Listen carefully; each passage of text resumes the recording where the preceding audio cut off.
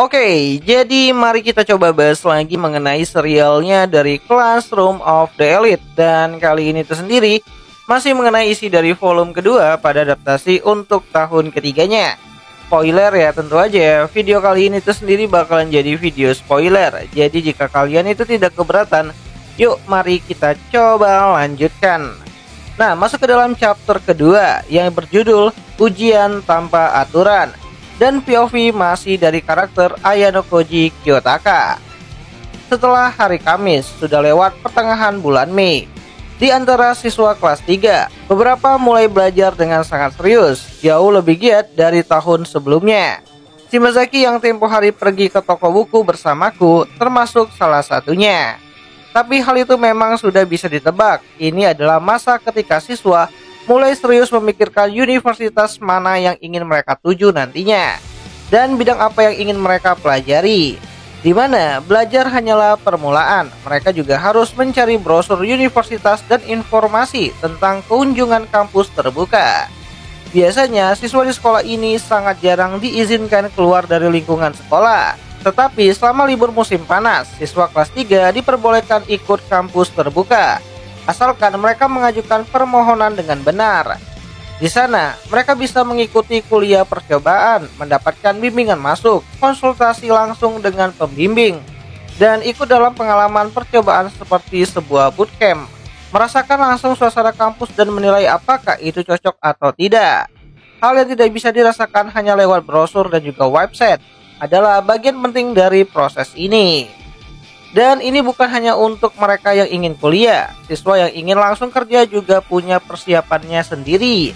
Seperti mengikuti orientasi perusahaan, tur tempat kerja, magang, dan sebagainya. Ya, menjelang musim panas, tekanan untuk mempersiapkan masa depan setelah lulus semakin terasa di segala arah. Sebagian besar siswa biasanya harus memilih antara melanjutkan pendidikan atau langsung kerja di tahap ini. Walaupun tetap ada pengecualian. Ada yang masa depannya sudah ditentukan, misalnya mereka harus meneruskan usaha keluarga atau memilih menjadi pekerja paruh waktu. Ada juga yang masih belum bisa memutuskan dan membiarkan nasib mereka menggantung sampai detik-detik terakhir. Tapi apapun pilihannya, satu hal yang pasti, 2 tahun terakhir terasa jauh lebih sibuk dari sebelumnya. Dan saat kelas homeroom berlangsung, aku mendengar suara pelan dari belakangku. "Kamu sudah mulai terbiasa di kelas ya?" ucap Morishita. Ya, itu adalah suara Morishita, terdengar santai tapi seperti sedang menyelidikiku. Kurang lebih, jawab Ayano tanpa menoleh. Kurang lebih ya, kalau kamu cuma pura-pura kuat, ya sebenarnya nggak apa-apa juga sih kalau kamu mau jujur, goda Morishita. Aku nggak pura-pura kok, balas Ayano Koji. Oh ya, mungkin kamu harus bicara ke aku seperti ke seorang pendeta. Curhatin semua yang membebani hatimu saat ini, lanjut Morishita. Ya, aku memang belum sempat menangis atau merasa lemah, tapi aku jadi bertanya-tanya kenapa dia terlihat begitu khawatir kepadaku, anggap Ayano Koji. Apa mungkin kamu khawatir soal aku? Tanya Ayano Koji kepada Morishita. Ya, aku sedikit terkejut dan menoleh ke arahnya. Mungkin saja pertanyaan itu sebenarnya cuma cara canggungnya untuk menunjukkan kepeduliannya kepadaku. Persis, ucap Morishita dengan senyum mengejeknya. Aku tadinya mau ketawa keras-keras kalau kamu bilang belum siap menyesuaikan diri, sambung Morishita. Itu sama sekali tidak benar, kamu bahkan gak kelihatan sedikit pun khawatir kepadaku, balas Ayano Koji. Ya, sepertinya dia cuma ingin mengejekku, dan aku langsung menyesal sudah menoleh ke belakang. Kamu pingin aku khawatir soal kamu, goda Morishita. Sama sekali enggak, balas Ayano Koji. Ya, aku serius waktu bilang begitu, tapi Morishita malah nggak percaya dan malah makin curiga. Astaga, sok kuat banget sih kamu. Ya, ini alasan kenapa orang yang namanya diawali huruf A dan diakhiri dengan huruf K dan jumlah huruf hiragananya ada 10, itu memang payah. Statistiknya memang begitu, ucap Morishita yang mencoba mengejek ejaan nama lengkap dari Ayano Koji Kiyotaka. Ya, ukuran sampel statistiknya cuma 1 orang, dan itu sangat spesifik banget mengarah ke arahku. Dan karena ini adalah jam homeroom, mungkin lebih baik aku nggak meladeninya lebih jauh. Kamu barusan mikir lebih baik nggak ngomong sama aku lagi kan? Nggak akan kubiarkan, saut Morishita. Ya, aku memutuskan untuk mengabaikan murid di belakangku dan kembali menghadap ke depan. Mulai besok, akan dimulai ujian baru, ujar Mashima Sensei saat homeroom hampir selesai. Dan seluruh kelas langsung bingung. Kata-kata mulai besok diucapkan tepat di akhir homeroom yang tinggal beberapa menit lagi dan membuat suasananya terasa aneh. Padahal biasanya kalau sekolah mengadakan ujian khusus yang seperti ini, semua cenderung panjang dan rumit. Biasanya akan diumumkan dengan cukup waktu yang lama sebelumnya. Apakah mereka benar-benar ingin memulai ujian bahkan sebelum liburan musim panas? Tapi ini hal pertama, apa mungkin Mashima Sensei sengaja mengumumkannya seperti ini secara kebetulan? Begitu Sensei menarik perhatian semua orang, aku menunggu dan memperhatikan. Aku juga ingin tahu apa yang akan dia katakan selanjutnya, anggap Ayano Koji. Hadiah dari ujian ini adalah sebagai berikut, ujar Mashima Sensei. Kelas yang mendapat peringkat pertama akan menerima plus 50 poin kelas. Peringkat 2 akan mendapatkan plus 20 poin. Peringkat ketiga tidak berubah. Dan peringkat keempat akan kehilangan 25 poin kelas. Detail lengkapnya termasuk bagaimana menangani situasi ini jika terjadi seri akan diumumkan seminggu dari sekarang. Sampai saat itu tiba, bersikaplah seperti siswa yang pantas. Dan kali ini kami tidak akan menjawab pertanyaan apapun, ucap Mashima Sensei untuk menutup pelajaran hari ini. Dan tanpa menampilkan aturan atau hadiah di layar monitor, dia menyampaikan penjelasan itu hanya lewat kata-kata biasa. Dan setelah Mashima berkata itu saja, bel pelajaran pun akhirnya berbunyi. Ya, begitu saja, tanpa penjelasan lebih lanjut, Mashima Sensei keluar dari ruangan.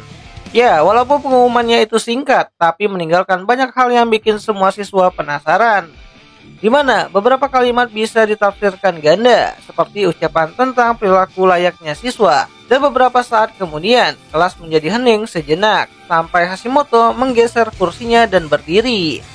Sekolah ini kayaknya suka banget ngasih satu masalah yang belum selesai. Ya, udah muncul masalah lain, jadi gimana, ketua? Kita mulai diskusinya sekarang, ucap Hashimoto yang menoleh ke arahku. Dan seolah ingin memastikan diskusinya berjalan lancar, Hashimoto bilang begitu sambil menatapku dan kemudian dia berbalik arah. Kalau bisa, aku ingin mendengar dulu pendapat dari semua orang. Nanti aku akan susun informasinya dan bagikan pandanganku soal ujian ini, ucap Ayano Koji. Ya, saat aku menyampaikan hal itu ke kelas, Hashimoto tertawa kecil. Maaf, aku nggak bermaksud ketawa aneh. Cuma ini terasa benar-benar kebalikan dari waktu Sakayanagi yang jadi ketua. Dia biasanya bikin keputusan sendiri tanpa tanya pendapat siapapun, ucap Hashimoto yang masih menahan rasa ketawanya. Ya, Sakayanagi memang tipe orang yang suka merenung sendiri untuk mencari inti dari setiap masalah. Kurasa dalam beberapa hal aku juga nggak jauh beda, tapi sekarang aku sedang mencoba mengumpulkan informasi dari kelas. Aku ingin tahu komentar apa saja yang akan muncul saat diskusi. Dan sesaat ruangan kembali hening, sampai Sanada akhirnya buka suara. Aku rasa guru tidak menjelaskan isi ujiannya sama sekali. Memang hal itu biasa, tapi kali ini rasanya berbeda. Yang diumumkan cuma hadiahnya dan bahwa ujian ini akan dimulai seminggu dari sekarang, terang Sanada kembali. Saat kami mencoba memahami maksud tersembunyi dari kata-kata Mashima Sensei, Tamiya mengangkat tangannya, seolah ingin menyusul diskusi. Ya, baru 5 detik diskusi dimulai, beberapa kata saja sudah cukup untuk membuat suasana menjadi hidup. Tunggu, maksudnya ujian sebenarnya adalah minggu depan? Tanya Tamiya. Ya, begitu jumlah informasi yang terbatas diucapkan dengan lantang, kami semua mulai menyadari bahwa tafsiran kami sudah mulai berbeda. Aku setuju dengan Tamiya, menurutku masa ujian dimulai besok, dan hasilnya akan diumumkan seminggu kemudian. Dan yang pertama kali menyuarakan pendapat itu adalah Shimizu, yang langsung ikut dalam diskusi tanpa ragu. Serius, bukannya Mashima bilang rincian ujiannya akan diumumkan dalam waktu 1 minggu? Berarti minggu ini adalah masa persiapan kan? Ucap Shimizu dengan tenang, tapi dengan sudut pandang yang berbeda. Dan tak lama kemudian, Motodoi mengangkat tangan dan menanggapi pendapat Shimizu dengan pendapat yang lebih dalam. Ada 2 frasa dari pernyataan Mashima Sensei sebelumnya yang jadi sorotan. Mulai besok ujian baru akan dimulai, dan detailnya akan diumumkan dalam 1 minggu.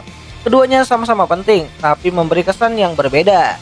Kalau kamu percaya frasa yang pertama begitu saja, berarti ujiannya akan dimulai besok. Sebaliknya, kalau kamu hanya mengandalkan frasa kedua, berarti detailnya baru akan dijelaskan seminggu lagi, dan ujiannya baru akan dimulai setelah itu. Kata-katanya memang dibuat sedemikian rupa hingga bisa ditafsirkan berbeda, tergantung siapa yang mendengarkannya. pikir Ayano Koji. Aku mengerti. Memang kata-kata Mashima Sensei bisa ditafsirkan kedua arah, kata Sanada dengan tenang saat memimpin diskusi. Kalau begitu, mari kita voting cepat. Siapa yang percaya minggu depan ini adalah masa persiapan dan ujian khususnya akan berlangsung setelah 1 minggu itu, ucap Sanada. Ya, 19 tangan terangkat dan itu lebih dari setengah kelas. Kalau begitu, siapa yang percaya ujian dimulai besok? Dan pengumuman serta hasilnya akan menyusul seminggu kemudian, ucap Sanada kembali. Dan kali ini hanya 12 murid yang mengangkat tangannya. Mereka yang tidak mengangkat tangan dalam 2 pilihan tadi mungkin tidak bisa mengambil keputusan atau memang belum siap untuk memilih. Karena ini bukan sesuatu yang bisa diselesaikan lewat voting, jadi Sanada tidak memperpanjangnya. Shimazaki kemudian mengangkat tangannya dengan santai. Dia termasuk orang yang percaya bahwa minggu depan adalah masa persiapan untuk ujian. Ya, kelihatan jelas sekarang, ucap Shimazaki. Aturannya sepertinya tidak akan terlalu rumit, tidak ada penjelasan mendalam, dan fluktuasi hadiah juga nggak besar. Dan karena sekolah akan mengawasi semua prosesnya, besar kemungkinan kita akan mengikuti ujian yang cukup kelihatan langsung hasilnya nanti. Mungkin lewat skor tes saja, namun kalimat tentang perilaku layaknya siswa juga bikin aku kepikiran bahwa ini akan berhubungan dengan belajar, tugas utama seorang murid, ucap Shimazaki. Ya, jelas terlihat Shimazaki mendengarkan penjelasan Mashima Sensei dengan seksama. Dia fokus pada kalimat perilaku siswa dan menjadikannya sebagai petunjuk utama. Ujian lagi, baru saja selesai ujian sebelumnya, gumam Hashimoto dengan nada skeptis. Ya, dia masih belum sepenuhnya pulih dari tes gabungan kelas dan minoritas yang lebih berat dan penuh aturan. Bayangan bahwa ujian kali ini langsung berupa tes tertulis lagi membuatnya ragu. Namun Shimazaki tidak membayangkan ujian yang rumit kali ini. Hanya tes tertulis biasa yang dinilai dari rata-rata atau total nilai. Tapi kekhawatiran Hashimoto tetap masuk akal. Masa mereka akan langsung diberi 2 tes tertulis beruntun? Kalau dipikir-pikir memang terasa aneh, Ayano Koji mengakuinya. Tapi di sisi lain, itu juga masuk akal.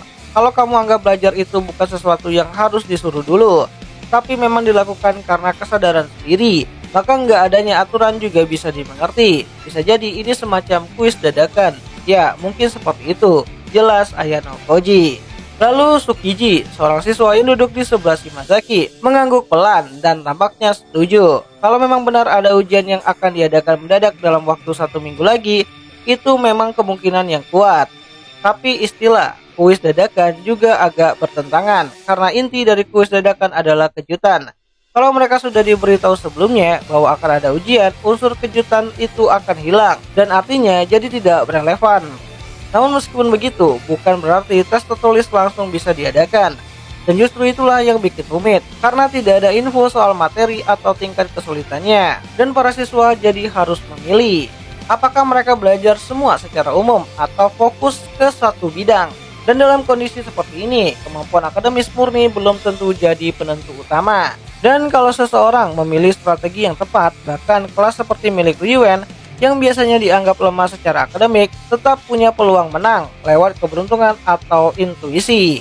Ya, meski pendapat di kelas terbagi menjadi 2 kelompok, tapi tidak ada satupun yang memaksakan pendapat mereka sendiri ke orang lain. Yang menyatukan mereka adalah keinginan untuk menang. Tujuan bersama itulah yang mendorong mereka untuk berbagi ide secara bebas dan mengumpulkan informasi supaya tak ada menyesal nantinya. Dan pada titik ini memang tidak bisa ditentukan dengan pasti arah mana yang benar, jadi diskusi pun berlanjut. Dan melihat mereka benar-benar berusaha memahami maksud ucapan Mashima Sensei dengan semangat yang tetap positif adalah sesuatu yang patut dihargai. Ujian tanpa aturan ini dengan semua ketidakjelasannya jelas punya tujuan untuk menguji seberapa lama siswa bisa bertahan dalam tekanan dan juga ketegangan. Di mana orang biasa bersikap siaga dan tetap waspada jika menghadapi bahaya yang terlihat. Tapi kalau yang dihadapi adalah tujuan yang kabur dan tidak pasti, maka mempertahankan fokus dalam ketidakpastian adalah hal yang jauh lebih sulit. Menjaga ketegangan dalam kabut semacam ini dalam waktu yang cukup lama bukanlah hal yang mudah. Selain tidak tahu apakah ujian akan berlangsung selama seminggu penuh atau hanya sekali saja, isi ujian itu sendiri juga masih jadi misteri. Dan karena itu, para siswa terdorong untuk membuat tujuan sementara atau tujuan sementara buatan agar tetap fokus dan tidak diam saja. Di mana diskusi mereka saat ini pun sebenarnya seperti kompas dalam kabut, tanda arah yang memberi mereka pegangan. Dan meskipun hanya percakapan biasa, ini punya nilai yang sangat penting. Aku paham maksudmu, kata Shimazaki sambil mengangguk pelan dan masih kelihatan bimbang. Tapi kalau kita mulai persiapan dari sekarang dan ternyata minggu depan aturannya beda jauh, kita akan kelabakan. Harusnya kita putuskan saja dan pilih arahnya. Dan saat jam istirahat dimulai, Shimazaki yang tak ingin diskusi berhenti di tengah jalan, mengusulkan agar kami membuat keputusan yang jelas. Apa pendapatmu, Ayano Koji? Kurasa sudah waktunya kamu menyampaikan jawabanmu, tanya Shimazaki. Ya, menyadari bahwa ini adalah momen yang menuntut sikap kepemimpinan, Shimazaki menoleh kepadaku. Bukan hanya secara pribadi, tapi mewakili seluruh kelas. Pendapatku sebenarnya tidak jauh beda dengan yang sudah dibahas. Fakta bahwa sekolah sengaja tidak menjelaskan aturannya, berarti ini pasti sesuatu yang bisa dipahami dan dijalankan tanpa perlu banyak penjelasan. Dan mengingat waktunya hanya 1 minggu, maka tes tertulis, tes fisik, atau segala kegiatan tambahan dari aktivitas kelas biasa, tentu itu bisa jadi memungkinkan, ucap Ayano Koji. Jadi maksudmu kamu juga berpikir ujian khusus itu akan dilakukan seminggu dari sekarang, tanya Shimazaki. Bukan begitu, aku hanya tidak mau menutup kemungkinan. Sangat mungkin ujian ini sudah dimulai secara tidak langsung sejak besok hari. Misalnya, mungkin saja inti ujiannya adalah menyampaikan kesimpulan dari diskusi dan debat yang sedang kita lakukan ini, balas Ayano Koji. Ya, aku menjawab sambil mengikuti alur pemikiran semua orang dan menyisipkan pemahamanku sendiri. Jadi yang selama ini kita siapkan itu yang akan dinilai sekolah minggu depan, tanya Shimazaki kembali. Ya, bisa jadi ada kelas yang fokus belajar karena mengira itu akan jadi ujian tertulis. Kelas lain mungkin latihan fisik karena mengira akan ada tes olahraga. Ada juga yang ambil pendekatan seimbang. Dan apapun pendekatannya, semua itu bisa dijadikan dasar penilaian, ucap Ayano Koji kembali. Ya, mungkin itu bisa juga, tutup Shimazaki. Tapi tetap saja, sepertinya tidak ada siswa yang cukup yakin untuk menyatakan pendapat mereka secara mutlak. Namun yang penting saat ini adalah memperluas sudut pandang dan menerima bahwa walaupun pilihan terlihat terbatas, kemungkinan sebenarnya masih banyak. Banyak ide yang sudah muncul, lanjut Ayano Koji. Tapi menurutku, satu hal yang paling mungkin adalah mulai besok yang akan benar-benar dinilai adalah perilaku kita dalam kehidupan sehari-hari, sambung Ayano Koji kembali.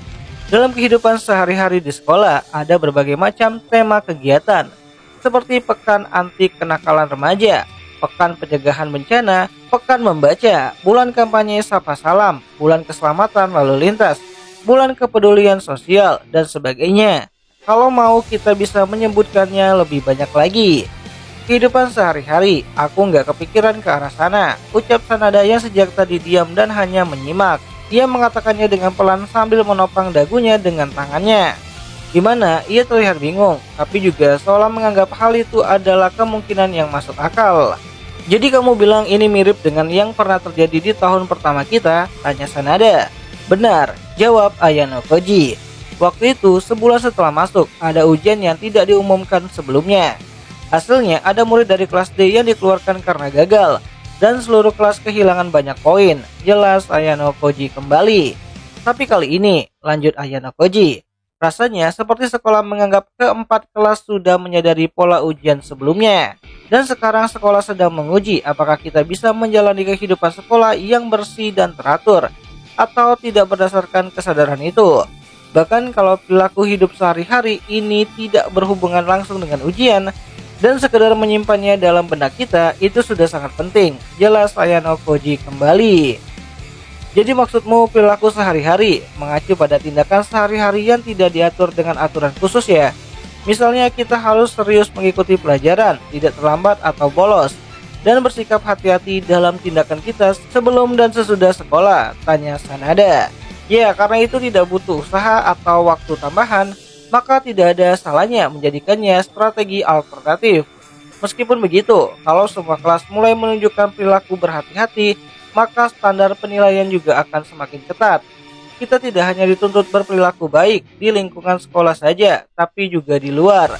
Misalnya sepanjang jalan ke mall Keihaki dan rute pulang pergi sekolah, tambah Ayano Koji. Di mana perbedaan antara menang dan kalah bisa jadi hanya sebesar satu hal kecil, seperti lewat di samping selembar sampah tanpa memungutnya. Itu bisa saja berarti pengurangan 1 poin. yang bisa menjadi penentu antara kemenangan dan juga kekalahan. Aku sempat kepikiran kalau tes ini juga melibatkan kehidupan pribadi kita, kata Nishikawa dengan nada agak ragu.